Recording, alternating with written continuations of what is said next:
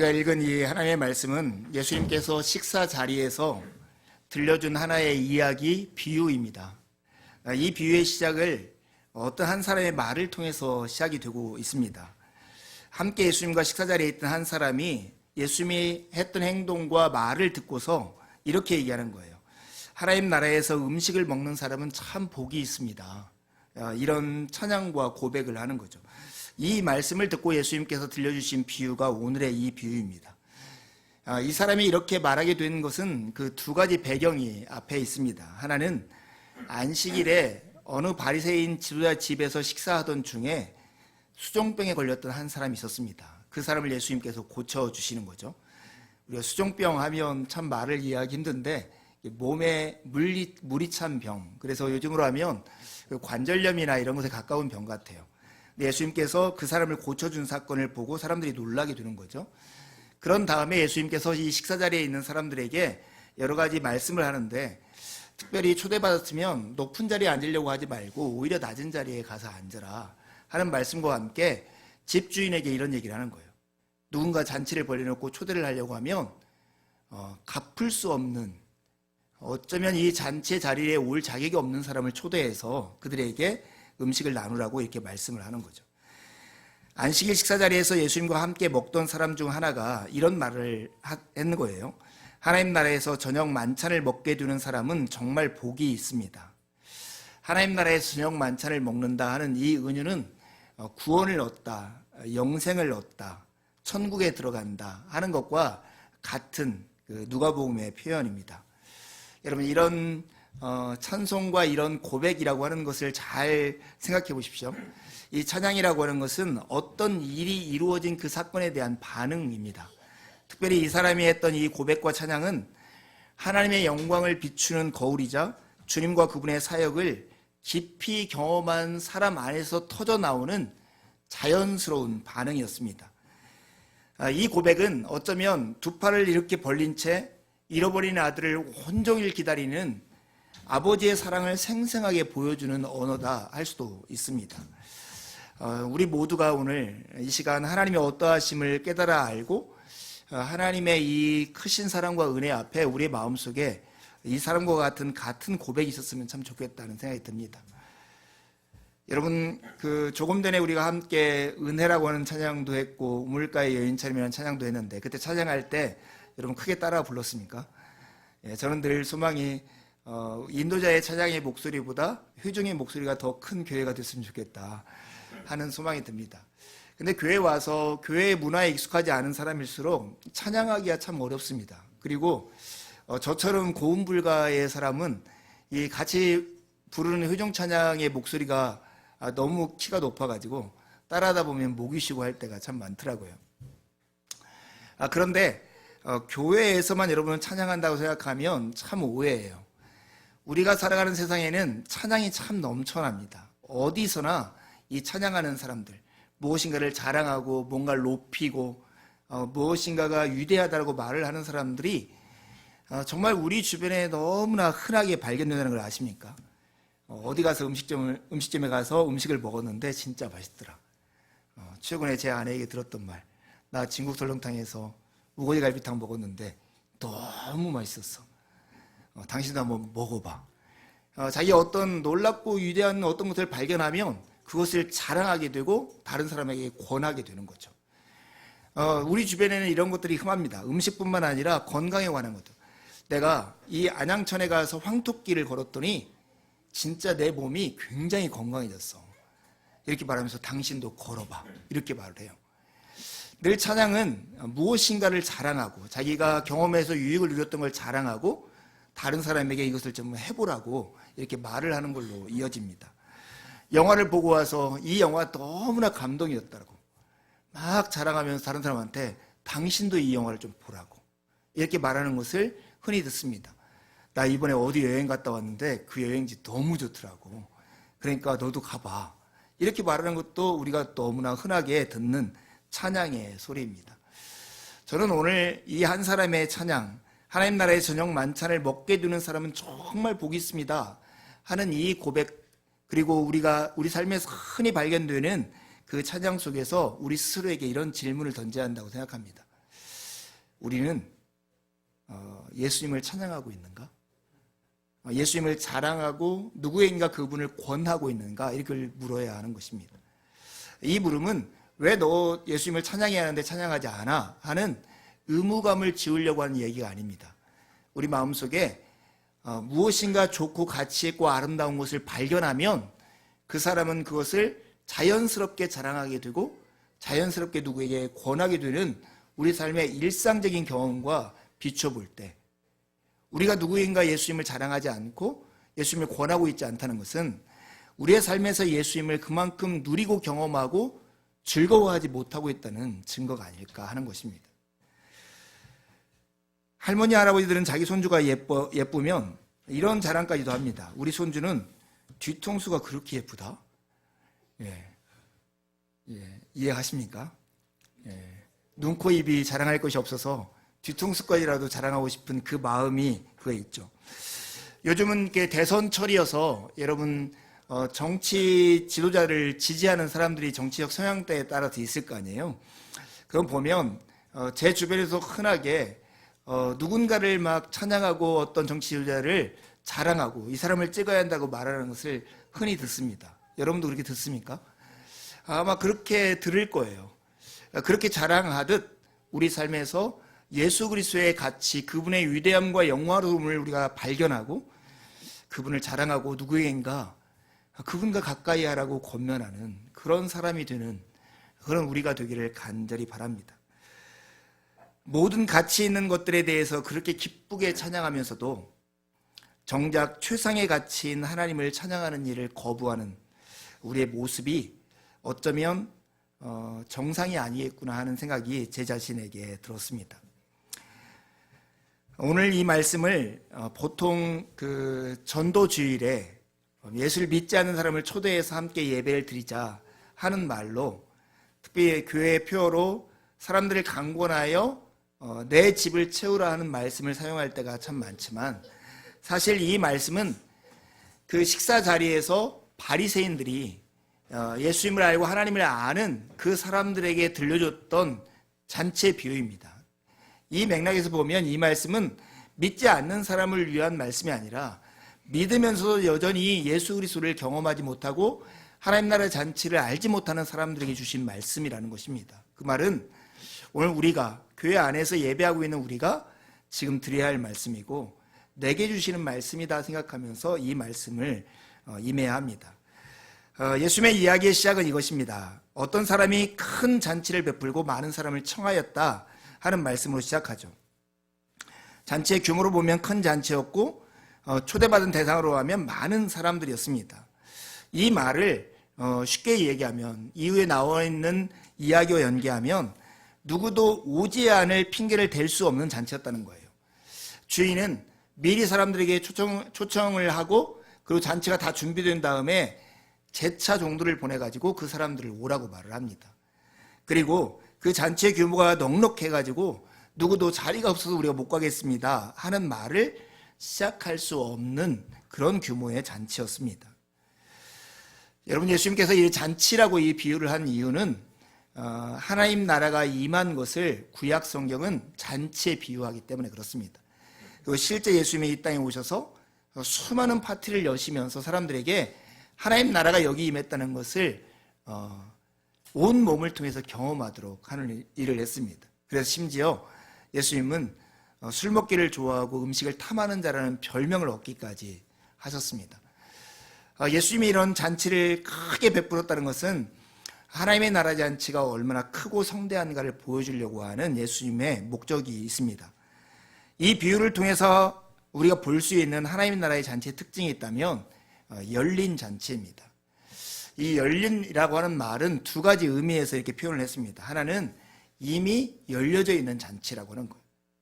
그리고 두 번째는 모든 사람에게 개방되어 있는 잔치. 이미 시작되었고 모든 사람이 참여할 수 있는 잔치가 하나님의 나라 잔치입니다.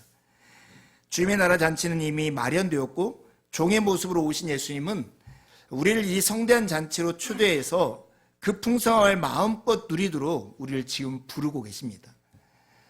그것이 우리가 이해하든 이해하지 못하든 우리 앞에 놓여져 있는 실제입니다. 이미 하나님 나라는 시작되었고, 그리고 우리는 그 나라에 와서 그 나라를 경험하도록 초대받고 있습니다. 세상 그 어떤 잔치보다 풍성한 하나님의 나라 잔치, 이곳은 놀랍게도 이제껏 소외되었던 이들, 단 한 번도 환대받지 못했던 이들까지도 함께 참여해서 기쁨을 누리는 곳입니다. 그러나 우리는 이 놀라운 실제를 너무나 자주 잊고 있다고 생각합니다. 여러분, 우리가 살아가는 세상은 속물적 사회라고 한 어떤 저자의 말이 딱 맞다고 생각합니다. 여러분, 사람들 사이에서 저 사람 속물이야 이런 말들을 하고 삽니까? 뭐 그렇게 말할 때가 있는데, 사실은 속물이라고 하는 말의 의미를 잘 설명할 수 없을 때가 참 많은데, 알랭드 보통이라고 하는 작가가 이 속물이라고 하는 것을 이렇게 정의하더라고요. 세상의 모든 가치를 돈과 숫자로만 평가하는, 환산해서 평가하는 것을 속물이라고 말을 했습니다. 우리도 그러잖아요. 너 키 몇이야? 너 몇 평에 살아? 자동차는 몇 cc 타? 너 재산이 얼마야? 숫자로 어떤 사람의 가치와 삶을 다 평가해버리는 것을 속물근성, 속물이라고, 속물사회라고 말을 하는 것입니다. 어떻습니까? 우리는 속물적이지 않나요? 우리에게도 여전히 속물적 근성이 남아있을까요? 저는 우리 사회의 이런 모습을 보면서 이런 생각을 하게 되더라고요. 어쩌면 우리가 살아가는 세상은 너무나 그 인스턴트, 정말 자극적인 어떤 것에 너무 중독되어 있는 사회가 아닌가. 행복이나 만족도 지금 딱 자극적으로 느낄 때만이 행복이라고 생각하고, 진리나 지식도 딱 내가 이해할 때만 그것이 진리나 지식으로 이해하는 사회인 것 같다 하는 생각이 개인적으로 들었습니다. 저는 이번 주 어느 회사에 가서 강의를 하고 왔는데요. 그 노동절이라고 해가지고 강의를 준비하면서 노동자로서 일을 하는 게 사실은 힘들잖아요. 저도 직장생활 한 15년 했는데 힘들더라고요. 일터에서 일하는 게. 그런데 이제 이렇게 일을 하는 사람들에게 무엇인가 행복한 삶을 살 수 있는 방법을 좀 제시해주고 싶다 하는 생각이 들었어요. 그래서 여러분에게 도움이 될지 모르니까 잘 한번 들어보세요. 행복의 조건이라는 책에 보면 사람이 행복할 수 있는 3가지 조건이 있다는 거예요. 이것은 이제 하버드 대학교 연구팀에서 75년 동안 사람들을 추적 관찰해가지고 이렇게 정리한 내용인데, 첫 번째는 순간의 감정적인 행복을 통해서 행복을 느낀다는 거예요. 제가 이것을 거기에서 일하는 분들이 쉽게 이해하도록 하려고 이렇게 표현을 했습니다. 맵고 맛있는 음식을 먹을 때 흘리는 땀, 그게 행복이라고. 우리는 맵고 맛있는 음식 먹으면 막 땀을 흘리면서 먹잖아요. 그것이 행복인데, 그런 땀을 흘리는 행복을 위해서 우리가 이렇게 자극적인 것들을 먹으면서 행복을 누릴 수 있겠죠. 아이들은 뭐 게임을 하면 금방 자기 삶의 만족감을 느낄 수 있을 거고, 아니면 뭐 아영이조차도 막 유튜브 보면서 되게 행복감을 느끼는 것 같아요. 막 그런 것들이 있죠. 두 번째 행복은 삶의 만족감이에요. 삶의 만족감은 자기가 어떤 소속감을 느끼고 안정감을 누리고 어떤 일을 성취할 때 느끼는 행복감이래요. 그래서 이걸 제가 마치 사우나 안에 딱 앉아있을 때 적당히 땀이 흘리면서 드리는 그 기쁨 있잖아요. 이런 행복이 삶의 만족감이겠다는 생각이 들었어요. 세 번째 행복은 의미 있는 삶을 살 때 사람들이 행복하다는 거예요. 이것은 다른 사람을 도우면서 흘리는 땀, 그런 땀을 흘릴 때 사람들이 행복하다라고 하는 거죠. 여러분 안에도 뭔가 행복하지 않거든 이 3가지를 한번 노력해 보세요. 나에게 행복감을 주는 어떤 일들을 해보고, 나에게 삶의 만족감을 주는 그런 관계와 교제 가운데, 아니면 목표를 설정해서 이루는 일들을 해보고, 세 번째는 의미 있는 삶을 살아갈 때 하는 거예요. 그런데 제가 이 얘기를 이렇게 길게 한 이유가 있어요. 근데 우리는 행복하면 너무나 맵고 맛있는 음식을 먹을 때 흘리는 땀만 행복이라고 생각하는 그 오해 속에 살아갈 때가 참 많다는 거예요. 속물적인 사회는 숫자로 계산되지 않는 가치를 볼 수 없는 거예요. 그런데 순간의 감정적인 행복보다 삶의 만족감이 더 깊이 있는 행복이고, 삶의 만족감보다 의미 있는 삶을 추구할 때 느끼는 그 만족감이 더 크고 만족한 삶이라고 하는 거죠. 여러분, 하나님 나라의 잔치의 아름다움도 우리가 이렇게 인스턴트 음식을 먹으면서 누리는 행복감으로는 맛볼 수 없는 나라가 하나님의 나라라고 생각해요. 성경에 보면 하나님께서 어떤 사람을 선택해가지고 당신의 일을 이룰 때 참 역설적으로 일을 할 때가 많아요.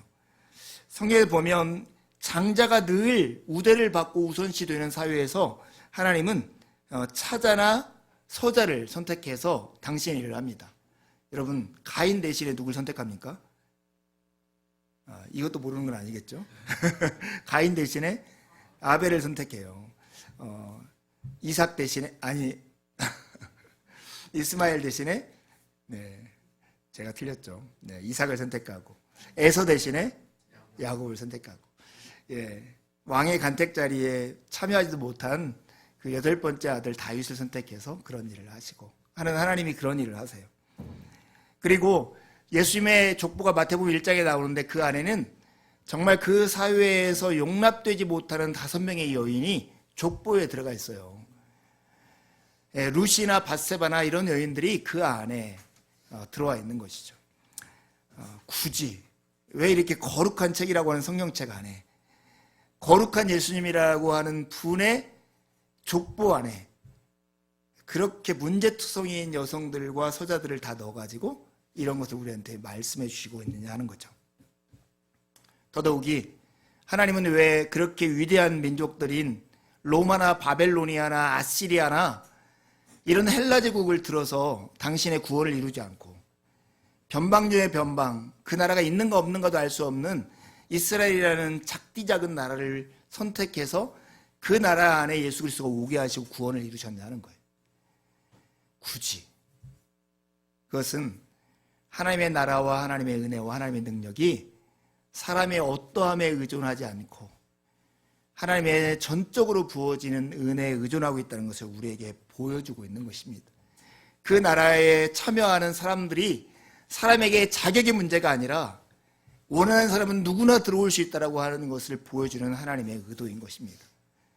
성경에 나와 있는 많은 인물들을 보면서 하물며 나에겠냐 이렇게 말하도록 만드는 것이 성경의 의도인 것입니다.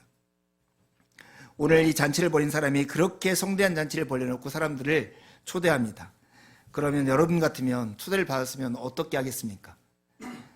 다 일치하게 기쁘게 그 잔치를 참여하겠죠.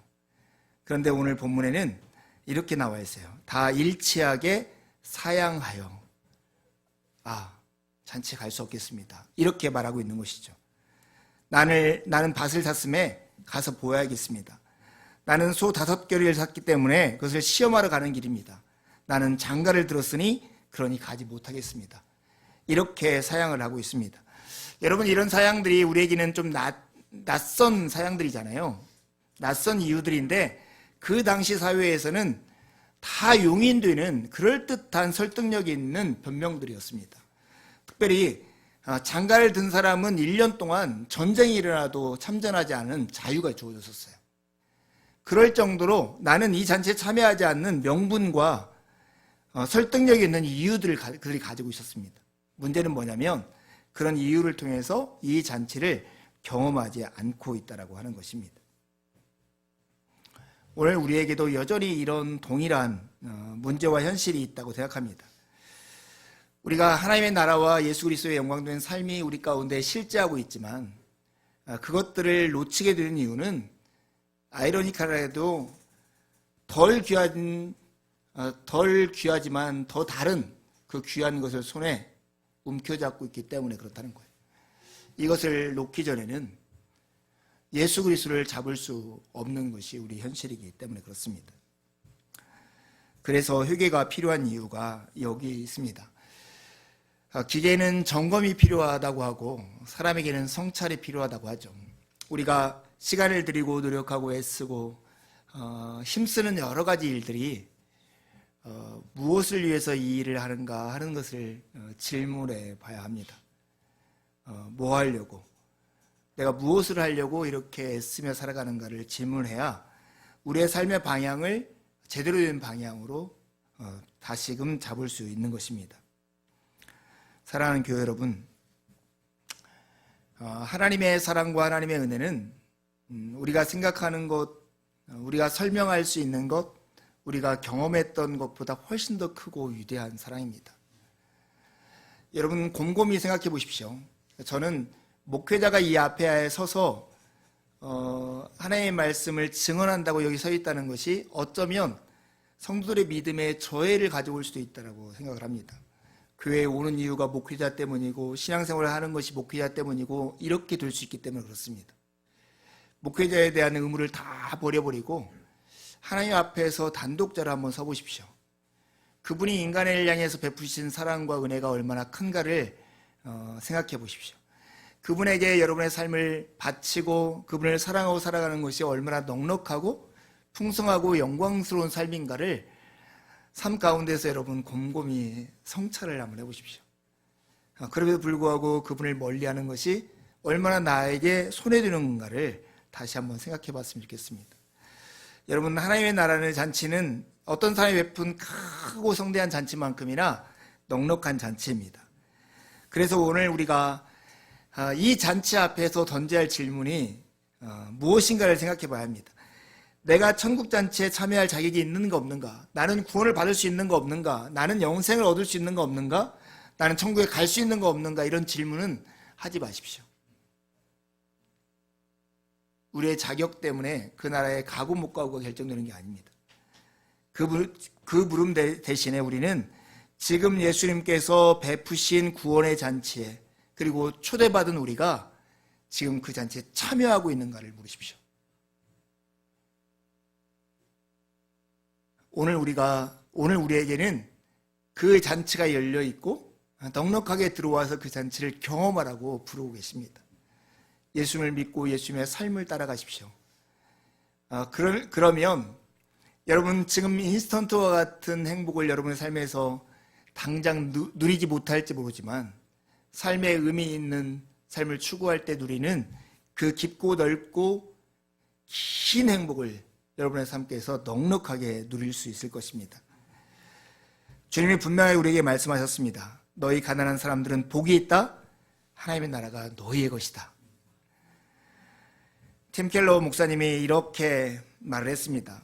결국 하나님은 모든 계층의 사람들을 구원하신다. 하지만 특권과 권력을 누리는 자에게는 은혜의 복음 메시지가 가슴에 와닿지 않는 법이다.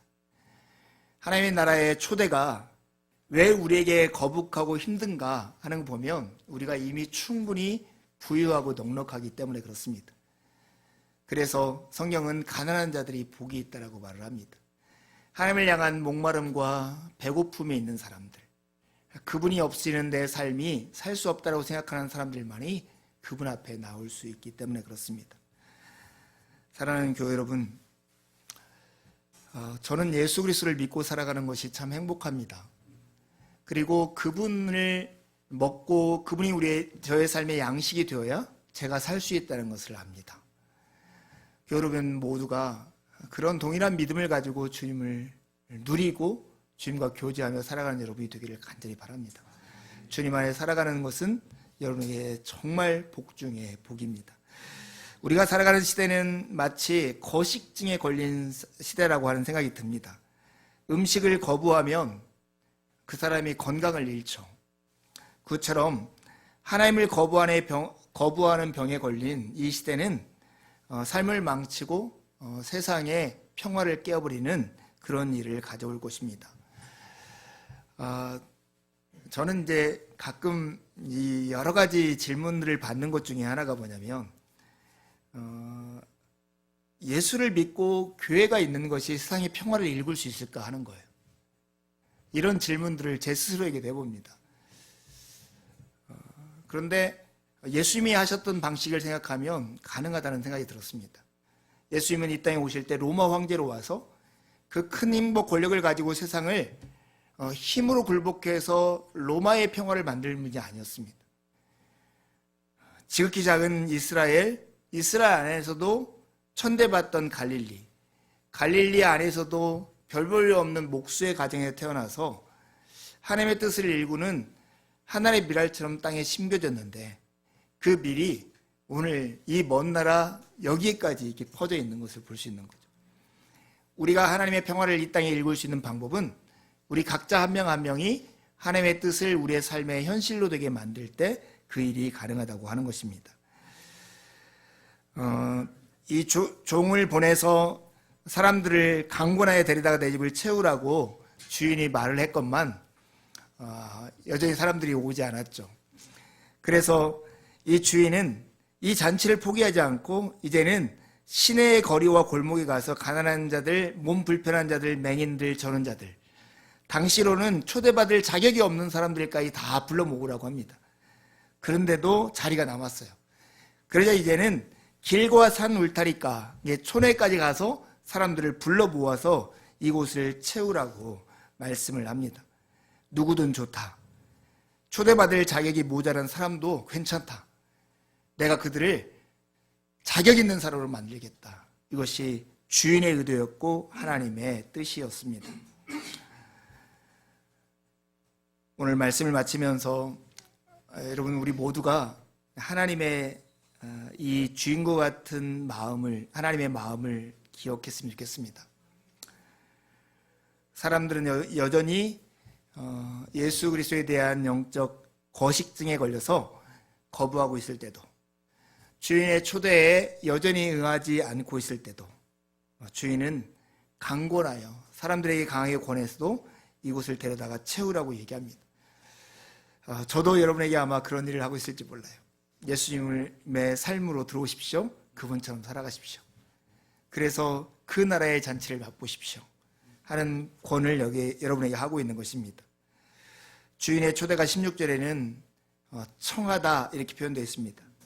21절에는 데려오라 하는 걸로 되어 있습니다. 23절에는 강권하여 데려다가 이렇게 말을 합니다. 사람들이 거절할수록 주인은 에이 그만두어 이렇게 말을 하는 거 아니라 더 초청하는 마음이 강렬해졌고 초대받은 사람들의 신분은 더 낮아지고 있습니다. 하나님의 열심은 결코 포기도 없고 연기도 없이 계속되고 있다는 것을 여러분 기억하십시오. 사랑하고 참 소중한 몸된 교회 여러분, 오늘 우리가 이 땅에 살아가면서 여러 가지로 힘들고 어려움 가운데 있을 수 있습니다. 그러나 혹시 우리는 지금 이 호두를 깨려고 좋은 망치를 구하는데 우리 마음을 쓰고 있지 않습니까? 그러다가 우리에게 이곳으로 오라고 하는 주님의 초대에 그 초대의 메시지를 듣고 있지 못하는 건 아닐까요? 우리 스스로를 돌아봤으면 좋겠습니다. 나는 하나님의 은혜로 오늘의 내가 되었습니다 라는 바울의 고백은 사실은 저의 고백이고 우리 모두의 고백입니다. 여러분, 하나님의 은혜가, 우리를 받아주신 하나님의 은혜가 얼마나 큰가를 경험하고 싶다면 예수님이 바울사도를 통해서 우리에게 하셨던 말씀대로 행해야 합니다. 그리스도께서 하나님의 영광을 나타내시려고 우리를 받아들이셨듯이 우리도 서로를 있는 그대로 받아주는 것입니다. 그 사람을 수용하고 그 사람의 말에 경청해주고 그 사람에게 도움이 되고 힘이 되십시오. 그렇게 살다 보면 진짜 힘들 것입니다. 그러나 그 힘듦을 통해서 하나님이 우리를 어떻게 받아들이시는지를 깨닫고 그 은혜를 깊이 이해하게 될 것입니다. 함께 기도하시겠습니다.